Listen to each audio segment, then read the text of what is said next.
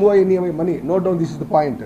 అప్పుడు వెంకట మణి ప్రసాద్ ఎమ్మెల్యే ముందు, ఇప్పుడు Venkata Mani Prasad MONEY money, not money, MANI Mani. ఈ Venkata Mani Prasad, I don't want to repeat P, ఎందుకంటే పి అనే వాళ్ళు నాకు చాలా బంధువులు ఉన్నారు కాబట్టి ఆ surname I don't want to reveal again and again. So Venkata Mani Prasad అనే అతనికి మేము పనిచేయటం జరిగింది. నేను వాళ్ళ శ్రీమతి గారితో కూడా, నా భార్య అన్నపూర్ణ గారు కూడా క్యాంపెయిన్ చేయడం జరిగింది.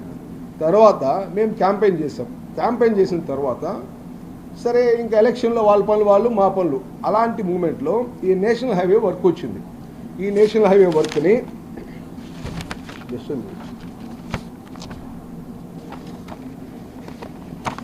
ఈ నేషనల్ హైవే వర్క్ వచ్చింది. ఈ నేషనల్ హైవే వర్క్ HGIEL అనే ఒక కంపెనీకి రావడం జరిగింది. నాకున్న పరిచయాల ద్వారా ఆ సంస్థని నేను వెళ్ళి, ఆ వర్క్ నాకు కావాలండి, నేను ఇక్కడ ఏదో బీజేపీకి పనిచేస్తున్నాను, ఏదో మాకు కొంచెం ఫైనాన్షియల్గా సపోర్ట్ ఉంటుంది, ఏదో పార్టీకి మేము పనిచేసాము, మాకు కూడా కొంచెం ఉంటుందంటే సబ్ కాంట్రాక్ట్ కావాలని అడిగాము. వాళ్ళు కూడా ఏదో అడిగారు. అంత మునుపు వెళ్తే ఎమ్మెల్యే ఎవరికో ట్రై చేస్తున్నారనే విషయం తెలిసింది. ఈ వర్క్కి ఎవరు పోటీకి పడకుండా అత్యధికంగా రేటు వేసి ఎవరో ఉన్నారు. సడన్గా నేను దూరాను.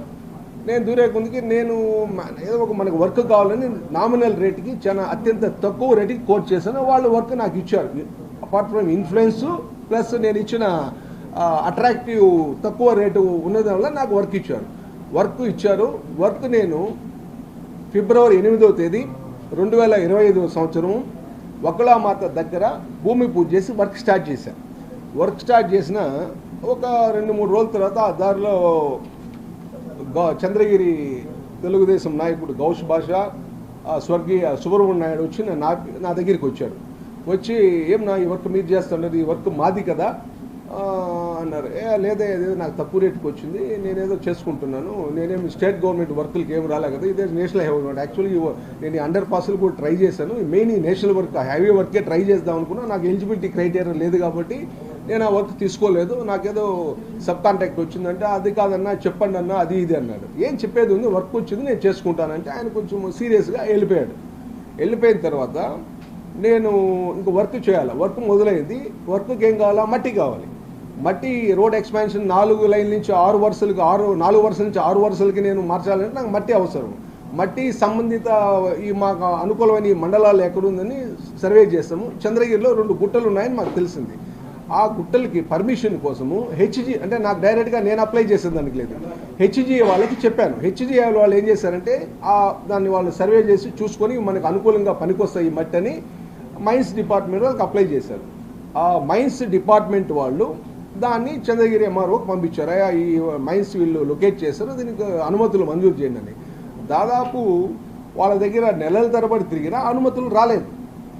మేము పని ఎలా చేయలేకపోతే ఇందులో మా బంధువు ఒక నా బాధను అర్థం చేసుకుని, ఇక్కడ చంద్రగిరి దగ్గర స్టోన్ క్రషర్ ఉంది, ఓవర్ బర్డెన్ అంటారు, అంటే స్టోన్ క్రషర్ వేస్ట్ మెటీరియల్ ఉంటుంది, అది కూడా రోడ్డు కింద భాగంలో వేయచ్చు. సరే కొంతకాలము ఒక 15-20 రోజులు మాకు ఇచ్చాడు. అది మేము సప్లై చేసి రోడ్డు పని మొదలు పెడతాం. మధ్యలో శని ఒక ఆయన ఫోన్ చేసి, అన్న ఏం లేదు, నువ్వేమనుకోవద్దు, నాకే ఇబ్బంది వస్తుంది, నీకు ఇచ్చినానంటే దయచేసి నన్ను ఏమనుకోవద్దు, నాకు బంధువు అవుతాడు, నేనే ఎఫెక్ట్ అయిపోతాను, ప్లీజ్ నన్ను అడుక్కున్నాడు. సరే ఓకే అని చెప్పి నేను ఇంకా ఆపేశాను. తర్వాత మన జిల్లా కలెక్టర్ గారిని కలిశాను. 2-3 సార్లు కలిశాను జిల్లా కలెక్టర్ గారిని. కలిస్తే ఆయన నా ముందరే ఫోన్ చేసి, MROని ఎందుకు నేషనల్ హైవే పని ఆగిపోతుంది, మీరు ఇవ్వాలా అని గట్టిగా చెప్పడం జరిగింది. అయినప్పటికీ కూడా కలెక్టర్ కలెక్టర్ ఆడియో పదే చెప్పినట్టు కూడా నాకు అనుమతులు రాలా. లాస్ట్కి తహసీల్దారు, అన్న ఏమనుకోవద్దన్నా, దయచేసి నా చేతులు పట్టుకొని నేను ఇవ్వలేని పరిస్థితి, నన్ను అర్థం చేసుకుని ఆయన పాప రిక్వెస్ట్ చేశాడు. సరే ఆయన బాధ ఏదో నాకు అర్థమైంది. తర్వాత ఏం చేశారంటే, ఇంకా మనకి జిల్లా మంత్రి ఎవరున్నారు అనగాని సత్యప్రసాద్ గారు, ఆయనకి ఫోన్ చేశాను. అన్న ఈ విధంగా మా పరిస్థితి, మేము కూటమిలో ఉన్నాం కదా, మేము ఏదో ఈ వర్క్ తెచ్చుకున్నాము, ఈ వర్క్కి నాకు అనుమతులు రాకుండా ఇబ్బంది పెడుతున్నారు, దీనికి మీరు సమస్యకు పరిష్కారం చేయండి, నేను మాట్లాడతాను అన్నాడు. అట్లా మాట్లాడిన తర్వాత ఈయన మాట్లాడిన తర్వాత నాకు ఒకరోజు ఎమ్మెల్యే గారు ఫోన్ చేసి ఏమన్నా నా మీద కంప్లైంట్ చేస్తాం మంత్రి కన్నా, నీ మీద నేను కంప్లైంట్ చేయలేదు, మనం కూటమిలో ఉన్నాం, నేను సంబంధిత అధికారుల్ని అనుమతుల కోసం అడగటం జరిగింది, అంతేగాని నీ మీద నేను ఎందుకు కంప్లైంట్ చేశాను, నువ్వు చంద్రగిరిలో అప్లై చేసినావు, ఆ వద్ద కుదరదు, అక్కడ ఎత్తేదానికి, అక్కడ ఎత్తాలంటే అది ఫ్యూచర్లో ఫ్యూచర్లో రియల్ ఎస్టేట్ వెంచర్లకు అవసరం ఉంటుంది, అక్కడ మట్టేద్దని కుదరదు, తిరుపతి రూరల్ మండల అధ్యక్షుడు ఈశ్వర్ రెడ్డి ఉంటారు, ఆయన్ని కలిసి మీరు మట్టి తీసుకోండి అన్నాడు. సరే ఆయన్ని ఒక 4-5 సార్లు కలిశాను. కలిస్తే ఆయన ఈరోజు చెప్తా, రేపు చెప్తా, ఈరోజు చెప్తాను ఒక 10-20 రోజులు గడిపాడు. తర్వాత ఒకరోజు నువ్వు వెళ్ళి ఎమ్మెల్యేతో మాట్లాడండి అన్నాడు. సరే నేను ఎమ్మెల్యేని 3 సార్లు ఫోన్ చేశాను. చెప్తాను అన్నాడు. మళ్ళీ ఒకసారి 4 ఇంటికి వెళ్ళి కలిసి ఆఫీస్లో ఉన్నాడు, ఇంటికి ఎదురుగా ఆఫీస్లో ఉంటే నేను చెప్తానన్నాడు. సరే ఆయన మళ్ళీ చెప్పాడేమో మళ్ళీ తర్వాత కలిశాను. ఈశ్వర్ రెడ్డి అట్లే నేను ఒకరోజు మాట్లాడుతాను అన్నాడు. ఒకరోజు ఒకలో అట్లా జూ పార్క్ రోడ్లో కారు వేసుకొని వచ్చాడు. నేను నా కారులో ఉన్నా, ఆయన కారులో. సరే నా కారులో దిగండి అన్నాడు. నా కారులో దిగి ఆయన కారులో కూర్చున్నాక ఎట్లా మట్టి కావాలని అంటే, లేదన్నా అది దానికి ఏదో ఉంది, మీరు మాట్లాడాలని, కుదరదు. మన కూటమిలో ఉన్నాం కదంటే చంద్రబాబు నాయుడు గురించి చంద్రబాబు నాయుడు చెప్తాడు, ఆయన చెప్పేదానికి ఏముందిలే, మీరు ఏదన్నా మాట్లాడాల్సిందే అన్నాడు. ఏం మాట్లాడాలంటే, సరే లేదు మీరు నెలకు మాకు 10 లక్షలు కట్టాలన్నాడు. నేను కూటమిలో ఉన్నాను, నెలకు 10 లక్షలు ఏంది కట్టేది, ఇది కరెక్ట్ కాదు కదంటే, లేదన్నా అటంతా కుదరదు, లేదని మీరు బండ్లు కట్టలేరు, బండ్లంతా అదంతా మీరు మట్టి కాల్ చేస్తాం, పొడి చేస్తాం, చించేస్తాం ఏదో అన్నాడు ఆయన. సరే ఎందుకు లేబా అంటే, నాకు వర్క్ తక్కువ కేసినాను, అంత డబ్బులు ఇచ్చుకోలేనంటే, సరే 4 లక్షల రూపాయలకి ఇస్తానని ఒప్పుకున్నా. 4 లక్షల రూపాయలు నెలలా ఇంకా ఆయన బెదిరింపులు, వాళ్ళు ఎవరు వెనకాల ఆయన బెదిరిస్తాడు, ఆయన వెనకాల ఏదైనా టీం బెదిరిస్తుందో మనకు తెలియదు కదా. సరే మనం ఏంటంటే కాంట్రాక్ట్ తిన్నాం కాబట్టి ఇంకా తల వంచుకోవాల్సిన పరిస్థితి వచ్చింది కాబట్టి తల వంచుకొని 4 లక్షలు ఒప్పందం చేసుకుని ఆయనకి ప్రతి నెల నేనే ఒక 3-4 నెలలు నేనే వెళ్ళి ఇస్తా ఉన్నా. మళ్ళీ నాకే ఎబ్బెట్టుగా ఉండింది, ఎందుకంటే ఆ పెరుమాల పిల్లలంతా మా పక్క ఊరోలే కదా, ఈయన ఎందుకు రోజు వెళ్తా అంటాడు అనే ఉద్దేశంతో ఇది కరెక్ట్గా ఉండదని మా స్టాఫ్కి ఎంగేజ్ చేసి మీరు నెల పోయి ఇచ్చేసి, ఏదైనా ఒక నెల 1-2 రోజులు ఆలస్యమైనా కూడా వెంటనే ఫోన్ చేసి ఆయన ఇబ్బంది పెట్టి ఏమి మీరు ఎందుకు లేదు అది ఇది అనేవాడు. తర్వాత అలాగా నేను దాదాపు మొన్న ఏప్రిల్ మార్చ్ అప్పుడు మొదలుపెట్టిన 25 నుంచి ఏప్రిల్ 21 వరకు, మొన్న ఏప్రిల్ 26 వరకు దాదాపు ఆయనకి 29 లక్షలు ఇవ్వటం జరిగింది. 29 లక్షలు పే చేశాను, డేట్ వైజ్ 29 లక్షలు పే చేశాను.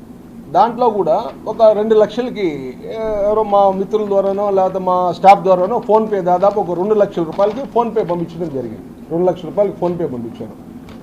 ముఖ్యంగా ఈ అనుమతులు కూడా ఇక్కడే ఉన్నాయి, అనుమతి పత్రాలు కూడా ఏవైతే నేను అనుమతులకు అప్లై చేశాను చంద్రగిరిలో 2 క్వారీలకు సంబంధించిన అనుమతులు ఉన్నాయి. ఈ క్వారీలకి ఒక నేషనల్ హైవే వర్క్కి 2 క్వారీలకు అనుమతులు కూడా ఇవ్వలేని పరిస్థితిలో ఉన్నారు ఇక్కడ ప్రభుత్వ యంత్రాంగం. ఎందుకంటే ప్రభుత్వ యంత్రాంగం మొత్తము ఎమ్మెల్యే కనుసన్నల్లో కబ్జా అయిపోయినారు. అంటే ఏ మండలంలో తీసుకున్నా కూడా ఈరోజు ఎమ్మెల్యేని కాదని ఏ ఎంఆర్ఓ కూడా, ఏ ఎంపీడీఓ కూడా, ఏ పోలీస్ స్టేషన్లో కూడా అధికారులు ముందుకొచ్చి పని చేయలేని పరిస్థితి మాకే కనపడింది ప్రత్యక్షంగా. ఇంక మామూలు ప్రజలకైతే నేను చెప్పలేను. స్వయంగా నాకే నేను ఒక పార్టీలో, నేషనల్ పార్టీలో ఉండి ఇంత చేస్తూ ఉంటే మాకే ఇలాంటి పరిస్థితి. ఈరోజు చంద్రబాబు నాయుడు గారు, గౌరవ ముఖ్యమంత్రి గారు, గౌరవ విద్యాశాఖ మంత్రి నారా లోకేష్ గారు నిత్యం ఢిల్లీ ప్రయాణం చేస్తున్నారు. మా ప్రధానమంత్రి మోడీ గారిని కలుస్తున్నారు. ఎన్నో పథకాలని ఆంధ్రప్రదేశ్ తీసుకొస్తున్నారు. వాళ్ళ పూర్తి సహకారాన్ని ఆంధ్రప్రదేశ్కి అందిస్తున్నది ఎన్డీఏ గవర్నమెంట్. అలాగే ఈ రాష్ట్రంలో ఎన్ని వేల కోట్ల నేషనల్ హైవేస్ వస్తున్నాయంటే మీరు రోజు పేపర్లో చూస్తుంటారు. అలాంటి అభివృద్ధి ఎన్డీఏ ప్రభుత్వానికి, భారతీయ జనతా పార్టీ కేంద్ర ప్రభుత్వం నుంచి వీళ్ళకి అందిస్తామంటే ఇక్కడ స్థానిక ప్రజాప్రతినిధి ఎవరైతే ఉన్నారో వెంకట మణి ప్రసాద్ అనే అతను ఇలాగా మమ్మల్ని, కూటమిలో ఉన్న మమ్మల్ని ఇబ్బంది పెట్టడం జరిగింది. ఈ విషయాలన్నీ కూడా నేను ముందుకు తీసుకెళ్ళి పోయిన నెల 18వ తేదీ పోయిన నెల 18వ తేదీ నేను ఇవన్నీ కూడా ముఖ్యమంత్రి గారిని కలవాలని, లోకేష్ గారిని కలవాలని విజయవాడకి వెళ్ళాను. విజయవాడగా 18 నుంచి దాదాపు 24 వరకు విజయవాడలో ఉన్నాను. ముఖ్యమంత్రి గారి పిఎస్ కపర్తి గారిని, అలాగే లోకేష్ పిఎస్ నరేష్ గారికి ఫోన్ చేశాను. చేస్తే వాళ్ళు అపాయింట్మెంట్ ఇస్తామని చెప్పారు. మళ్ళీ వ్యక్తిగత కార్యదర్శి రాజగోపాల్ కూడా ఫోన్ చేస్తాను, అన్నా నేను ఇప్పిస్తాను అపాయింట్మెంట్ అన్నారు. ఈ 3 అపాయింట్మెంట్లు ఇప్పిస్తాన్నారు. కానీ దాదాపు 4 రోజుల అక్కడ నేను విజయవాడలో ఉండటం జరిగింది.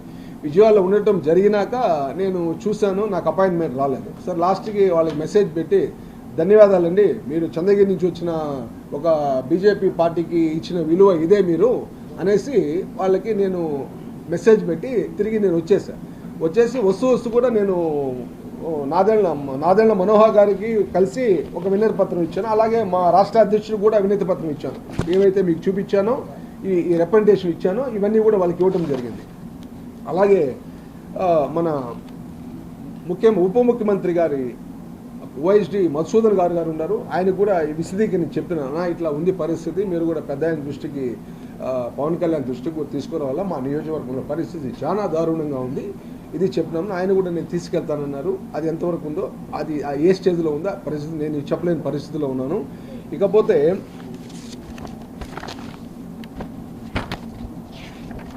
ఈ పని సడన్గా పోయిన నెల ఏప్రిల్ 4వ తేదీ నాకు ఒక ముందు ఎవరో మేలో ఒక మిడిల్ ఆఫ్ ద మేలో ఒక అతను ఫోన్ చేశారు, రమేష్ అని. ఎక్కడి నుంచి ఫోన్ చేశాడు? దామల్ చెరువు నుంచి. అన్నా నేను జన సైనికుడన్నా, మా ఊర్లో పార్టీ కార్యాలయాన్ని ఓపెన్ చేస్తున్నాను, మీరు రావాలన్నాడు. అయ్యా నువ్వు ఎవరో నాకు తెలియదు అంటే, లేదన్నా నాకు ఒక కామన్ ఫ్రెండ్ వాకింగ్ పోతే యూనివర్సిటీ సిమ్స్లో ఒక డాక్టర్ ఉన్నారు, ఆయన ఇచ్చాడన్నాడు. మా డాక్టర్ కూడా ఫోన్ చేసి మా ఊరు కుర్రాడే, మీరు వెళ్ళరండి అన్నాడు. సరే ఆ అబ్బాయి పిలిచాడు నన్ను. తర్వాత పిలవల. మళ్ళీ ఎప్పుడో 10 రోజుల తర్వాత సడన్గా ఒకరోజు పాకాల మండలాధ్యక్షుడు గురు అని ఒక అతను ఉన్నాడు, జనసేన అతను ఫోన్ చేశాను, మా ఇంటికాడ ఓటేర్లో ఇల్లు గృహప్రవేశం ఉంది, మీరు రావాలన్నా ఇంటికి వస్తానన్నాడు. సరే రావయ్యా అన్న. ఆయన ఇంటికి వస్తూ ఈ రమేష్ దాదాపు 20 మంది కుర్రోళ్ళు వచ్చారు. అందరూ వచ్చి అతను వాళ్ళ ఇంటికి గృహప్రవేశానికి ఇతను వాళ్ళ ఊర్లో జనసేన పార్టీ ఆఫీస్ ఓపెనింగ్ పిలిచారు. ఆ రోజు ఆదివారం. సరే నేను కూడా వర్క్ ఖాళీగా ఉంది కదా, సరే అందరూ మన కుటుంబంలో ఉన్నాం కదా, పిలిచారనేసి నేను ఏం ఇంటెన్షన్ లేకుండా వాళ్ళు ఏదో పిలిచారని వెళ్ళాను. క్యాజువల్గా వెళ్ళాము. అక్కడేదో వాళ్ళు ఏదో మీటింగ్ పెట్టారు, మనం ఎన్డీఏ ప్రభుత్వం సమర్థిస్తానని మాట్లాడడం జరిగింది. అది జరిగిన 4వ తేదీ, 5వ తేదీ, 6వ తేదీలో నా పనికి అడ్డంకులు స్టార్ట్ అయినాయి. వాళ్ళు ఫోన్ చేసి మీకు పని ఆపేయండి అయినా కూడా నేను లెక్క పెట్టకుండా పని మొదలుపెట్టి చేశాను. సడన్గా 11వ తేదీ వచ్చి నా పని ఆపేశారు. రెవెన్యూ వాళ్ళు వచ్చారు, ఏం చెప్పలేమున్నా, మీరు దయచేసి మీరు మట్టెత్తద్దని రిక్వెస్ట్ చేసుకుని ఆపేశారు.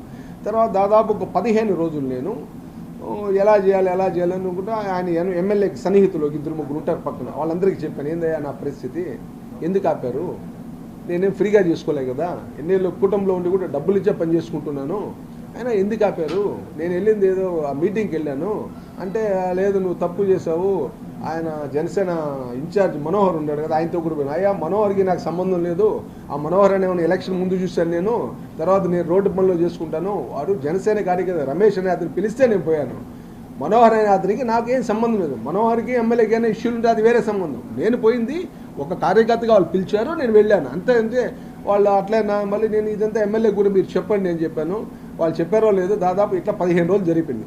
తర్వాత కలెక్టర్ గారిని కలిశాను, దాదాపు ఒక 10 సార్లు కలిసి కలెక్టర్ గారు, నాయుడు గారు నేను చెప్తున్నాను, ఎమ్మెల్యేకి చెప్తున్నాను, ఎమ్మెల్యే వినటం లేదు ఇదే చెప్తున్నారు. నా ముందరే 2-3 సార్లు ఎమ్మెల్యేకి కూడా ఫోన్ చేశాను, ఆయన ఒకరోజు ఫోన్ ఎత్తలా. నాయుడు గారు నేను ప్రయత్నం చేస్తాను, కలెక్టర్ గారు పాపం ఆయన విశ్వ ప్రయత్నం చేశాడు, ఈ వర్క్ ఆగకూడదు ఎందుకంటే నేషనల్ హైవే వర్క్ కదా, ఆయన రెస్పాన్సిబిలిటీ ఉంటుంది కాబట్టి. తర్వాత మొన్న 4వ తేదీ 9వ తేదీ అనగాని సత్యప్రసాద్ గారు కలిశాను, ఇక్కడే కలిసాము, హోటల్లో కలిసాము, చెప్పాను. ఆయన కూర్చోబెట్టాడు, మీరు ఇద్దరు బంధువులే కదా, మీ ఇద్దరు గొడవ ఎందుకండి, మీరు చేసుకోవచ్చు కదా అంటే, లేదండి అప్పుడు కూడా మీరే ఏదో చెప్పారు, అప్పుడు మీరు చెప్పారు కాబట్టి పని మొదలు పెట్టాము, ఇప్పుడు కూడా నేను పని చేస్తున్నాను, నేనేం ఫ్రీగా చేసుకుంటానులే, వాళ్ళు ఏదో ఆబ్లిగేషన్స్ పెట్టారు అవన్నీ చేసుకుంటానంటే, సరే నేను మాట్లాడుతున్నాడు. ఇట్లే మాట్లాడుతుంటే మొన్న 17th మళ్ళీ ఫోన్ చేశాను ఆయనకి, స్టిల్ మాట్లాడతాను అంటున్నాను. దాదాపు నేను ఏప్రిల్ 14 ఆపాను, ఏప్రిల్ 11 ఆపాను, ఈ 11 వస్తే దాదాపు 3 నెలలు అవుతుంది. సో ఇంతవరకు కూడా దాదాపు 2 నెలలుగా పూర్తి సహనంతో వెయిట్ చేస్తున్నాను. గత 3 వారాల ముందు నాకైతే నేషనల్ హైవే హెచ్జిఎల్ నుంచి ఏదైతే అగ్రిమెంట్ అయిందో ఈ వర్క్, నాకు అగ్రిమెంట్ అయిన వర్క్లో ఎమ్మెల్యే గారు వేరే కాంట్రాక్టర్ ప్రవేశపెట్టారు. సరే నేను కంపెనీ వాళ్ళు నాకు వండుకొని ఇది కరెక్ట్ కాదు కదా అని నేను అడిగాను. అవును కరెక్ట్ కాదు సార్, ఏం చేయాలా మాకు అర్థం కాలేదన్న. సరే ఎమ్మెల్యే అంటే నేషనల్ హైవే పని ఆపాడు, నేను బీజేపీలో ఉన్నా, నేషనల్ హైవే పని నేను ఆపితే సహేతుకంగా ఉండదు, అందుకని మీరు పని చేయించుకోండి, నేషనల్ హైవే ప్రోగ్రెస్ దెబ్బతినకూడదు. సో నేను మీకైతే అడ్డురాను, నాకైతే 1 నిమిషం పడుతుంది ఆ పని ఆపడానికి, ఎందుకంటే ప్రజెంట్ నా పంచాయతీలో జరుగుతుంది, ఏదైతే నేను వర్క్ ఆపేసాను అది. నా భార్య కూడా వెళ్ళి నేను ఆపేస్తాను పని అంటే, వద్దు మనం బీజేపీలోనూ అలాంటి పనులు మనం చేయకూడదు. ఇప్పుడు ఎమ్మెల్యేకి మనకేం తేడా ఉంటుంది, ఎమ్మెల్యే మన దగ్గర ఎమ్మెల్యే ఈశ్వర్ రెడ్డి దగ్గర మనం డబ్బులు పే చేసి ఉన్నాము, అయినా కూడా మనం చేసినాము. ఇప్పుడు ఈశ్వర్ రెడ్డి పాపము ఆయన ఏం చెప్పలేని పరిస్థితి, ఆయన రోల్ ఏమో మనకు తెలియదు, మనం ఈశ్వర్ రెడ్డి దగ్గరే చేర్చినాం, ఆ వెనకాల ఏమైతే ఏముందో మ్యాటర్ అయితే అది మనకి బిహైండ్ ద స్క్రీన్ మనకు తెలియదు కదా. మన వాళ్ళు ఎమ్మెల్యే మీరు ఈశ్వర్రెడ్డిని కలవమన్నారు, ఈశ్వర్రెడ్డి మేము కలిసాము, ఈశ్వర్రెడ్డికి ఏదో ఆయన చెప్పింది మేము పే చేశాము. మళ్ళీ ఈశ్వర్రెడ్డి పని ఆగిపోయినాక అడిగితే 2-3 సార్లు మళ్ళీ 3వసారి నా ఫోన్ కూడా తెలియదు. ఒకరోజు అడుగుతాను నాతో ఏం మాట్లాడు దీని గురించి, ఇదేదో రాజకీయ కారణాలు అంటే మీరు ఎమ్మెల్యేతో మాట్లాడుకోండి అన్నాడు. ఇంకా అప్పటి నుంచి ఈశ్వర్రెడ్డికి ఎప్పుడు ఫోన్ చేసినా నా ఫోన్ ఎత్తాడు. ఇంకేం చేయాలి నేను, అందుకని లాస్ట్ మంత్రి గారికి కలెక్టర్ గారికి చెప్పిన, కలెక్టర్ టేబుల్ మీద కూడా అది పరిష్కారం కాల. తర్వాత మంత్రి గారికి చెప్పడం జరిగింది. మంత్రి గారు కూడా మొన్న కూడా వచ్చాడు, 3 రోజుల ముందు కూడా వచ్చి మొన్న 17 వచ్చి విజయం జరిగింది, ఎన్డీఏ కూటమి సభ జరిగింది కదా. ఆ రోజు కూడా నేను మాట్లాడతాను, నాయుడు గారు మీరు బంధువులే కదా అని. బంధువులే బంధువులకే ఈ విధంగా ఉంది, ఇబ్బందిగా ఉంది, పైనేమో కూటమి బాగుంది, మా కూటమికి మాకే కుమ్ములేస్తూ ఉంటారు, ఏం చేయాలి చెప్పండి అన్న. నేను మాట్లాడుతాను. ఇంతవరకు మేము వెయిట్ చేసాం. ఇంకా దీనికి మేము భరించలేని పరిస్థితిలో ఈరోజు ప్రజల ముందుకు వచ్చి చెప్పాల్సి వచ్చింది. ఎమ్మెల్యే గారు కూడా ఆడుకునే మంత్రి ముందు ఏమంటారంటే మీరు మట్టి ఆడ ఎత్తద్దన్నా, మీరు మట్టి పుత్తూరులో ఎత్తుకోండి, వడవాళ్ళపేటలో ఎత్తుకోండి, రేణిగుంటలో ఎత్తుకోమంటారు. నేనయ్యా ఏందయ్యా నువ్వు చెప్పేది, నేను ఎత్తుకునేది మనం పనిచేసే చంద్రగిరిలో ఆ మండలాల్లో మట్టి ఎత్తుకోవాలని చెప్పారు ఆయన. నేను అడుగుతున్నాను, ఇక్కడ ఈ మండలంలో పనిచేస్తా అంటే వేరే మండలాల్లో చేయాలంటే అక్కడ ఎమ్మెల్యేలు ఒప్పుకుంటారా? ఈ ఎమ్మెల్యే ఒప్పుకోకపోతే అసలు ఈయన నాకెవరు చెప్పేదానికి? ఈయన చిత్తూరు నుంచి వచ్చి ఇక్కడ రాజకీయం చేస్తూ, మేము ఇక్కడ పుట్టి పెరిగి ఇక్కడ రాజకీయంగా ఉంటూ నువ్వు నాకు సలహా ఇచ్చే అంత స్థాయిలోకి వచ్చినామంటే ఏం నీ బ్యాక్గ్రౌండ్ మాకు తెలియదు అనుకున్నావా? నువ్వు నన్ను అక్కడ మట్టెత్తుకో, ఏమి మీ జాగీరా ఇది, నీ సొంత జాగీరా ఇది, నీ పట్టా భూమే? అధికారులంతా గుప్పిట్లో పెట్టుకొని వ్యవస్థలంతా నాశనం చేస్తూ ఈరోజు ఇలాంటి పరిస్థితి నాలాంటి వాటికే వచ్చిందంటే మిగతా ఎలా సామాన్య ప్రజల పరిస్థితి ఏంటి? నేను అందుకే చెప్తున్నాను, మా అన్నల నాకు ఆల్మోస్ట్ చంద్రబాబు నాయుడు అన్నయ్య అవుతాడు. ఎందుకని చంద్రబాబు నాయుడు నుంచి ఈయనకి ఎప్పుడు తెలుసు నాకు తెలియదు, కానీ చంద్రబాబు నాయుడిని నాకు కాంగ్రెస్ మంత్రిగా తెలుసు. మా ఊరిలో కాలూరులో ఇప్పుడు శాప్ కళ్యాణ మండపం ఉంది. ఆ కళ్యాణ మండపంలో ఒక బావి పాడుపడిపోయిన బాగుంటే ఎండిపోయిన బావిగా కాంగ్రెస్ మంత్రిగా వచ్చాడు ఆయన, కోట్ల విజయభాస్కర్ రెడ్డిని తీసుకొని. అప్పుడు నేను స్కూల్ పిల్లోండి, అయినా నేను వెళ్ళాను. ఎండిపోయిన వేరుశనగ చెట్లు అంతా తీసుకొచ్చి చూపించాను. అప్పుడు చంద్రబాబు నాయుడు ఆ రోజు కలిసినాను. ఎప్పుడు మేము స్కూల్ స్టూడెంట్. ఆ తర్వాత నారావాళ్ళపల్లిలో, తర్వాత తిరుచానూరులో ఓపెన్ కళ్యాణ మండపం ఉంది కదా, ఆ పక్క తిరుచానూరులో ఉంది కదా కళ్యాణ మండపం, అదే రేకుల షీట్లు ఉంటాయి కదా వెనకాల, దాన్ని ఏమంటారా, దాంట్లో మా అక్క పెళ్లి జరిగింది. మా అక్క పెళ్లికి ఆయన టోలప్ప గార్డెన్స్, మా అక్క పెళ్లికి ఆయన సినిమాటోగ్రఫీ మంత్రిగా మా పెళ్లికి వచ్చి అటెండ్ అయ్యాడు మా అక్క పెళ్లికి. ఆ తర్వాత నారావాళ్ళపల్లి మా చిన్నాన్ని చచ్చిపోతే ఆయన ఇంట్లో ఉంటే, ఇప్పుడు ఏదైతే నివాస గృహంలో ఉంటే ఆ గృహంలో మా చిన్నాన్న నన్నే పంపించారు, ఆయన తీసుకొచ్చి భోజనం తీసుకోరని. నేనే చంద్రబాబు నాయుడు తీసుకొచ్చి భోజనం కూర్చోబెట్టా అక్కడ. ఆ రోజు నుంచి మాకు చంద్రబాబు నాయుడు తెలుసు. నీకు ఈ రోజు తెలుసు, నువ్వేదో చంద్రబాబు నాయుడిని లోకేష్ని మాయమంత్రం చేసి టికెట్ తెచ్చుకుని నీ ప్రస్తావన అంతా జరిగింది ఎక్కడ? చిత్తూరు నీ ప్రస్తావన. నువ్వు చంద్రగిరి మీరు చూడు సస్యశ్యామలంగా ఉంది చంద్రగిరి కాన్స్టిట్యున్సీ. మనకి ఎక్కడ చూసినా కనులు అయితేనేమి అన్ని రకాలుగా ఇలాంటివన్నా కూడా ముందే మీరు ప్లాన్గా కన్నేసుకొని చంద్రగిరిని ఓన్ చేసుకోవాలని నువ్వు ఇలాంటి కుట్రపూరిత రాజకీయాలతో చంద్రగిరిలో అడుగు పెట్టావు. ఓకే మంచిది, నువ్వేదో నువ్వు ఎలాగ సంపాదించుకో నువ్వు. అయినా కూడా ఇక్కడ పరిస్థితిని చాలా దారుణంగా మార్చే పరిస్థితి కనపడుతుంది. చూస్తున్నాం ఈ మధ్య. అయినా కూడా ఇప్పుడు నేను మా చంద్రగిరి ప్రజలకు కూడా నేను చెప్పడం అంటే, చంద్రగిరిని ఇప్పుడు మనం కాపాడుకోవాల్సిన అత్యంత అవసరమైన ఇది, ఇర్రెస్పెక్టివ్ ఆఫ్ పార్టీతో సంబంధం లేదు. అందుకనే చంద్రగిరి నియోజకవర్గంలో పార్టీలకు సంబంధంగా లేకుండా సేవ్ చంద్రగిరి అనే ఒక ప్లాట్ఫామ్ మేము ఇప్పుడు ముందుకు తీసుకొస్తున్నాం. సేవ్ చంద్రగిరిని కాపాడుకోవాలా, రక్షించుకోవాలా ఎవరి నుంచి? వలసవాదుల నుంచి. ఈరోజు ఈ వెంకట మణి ప్రసాద్ అనే కుటుంబము గజనీ గోరి మహమ్మద్ల చిత్తూరు నుంచి వచ్చి చంద్రగిరిని దోచుకుంటా ఉంది. దోచుకొని ఎక్కడెక్కడ వాళ్ళు పెట్టుబడులు పెడుతున్నారో మీరే వేసుకోవచ్చు. ఈరోజు ఆయన కొందరితో నా మీదే చెప్తున్నారు. నిన్న మా అధ్యక్షుడు కూడా నాతో అన్నాడు, ఎమ్మెల్యేని మీద కోపంగా ఉన్నాడు, వైసీపీ అని ప్రచారం చేస్తారు. ఈరోజు ఛాలెంజ్ చేస్తున్నా, ఈరోజు ఈ ప్రభుత్వాన్ని ఛాలెంజ్ చేస్తున్నా. మీరు విజిలెన్స్ కమిషన్ వేయండి, ఇంటెలిజెన్స్ రిపోర్ట్స్ తీసుకోండి. ఎవరు వైసీపీ? నేను వైసీపీనా? ఈ వెంట్రుక వాసి చిన్న పని అయినా ఈ వైసీపీ గవర్నమెంట్లో నేను చేసుకున్నానేమో ఛాలెంజ్ చేస్తున్నా.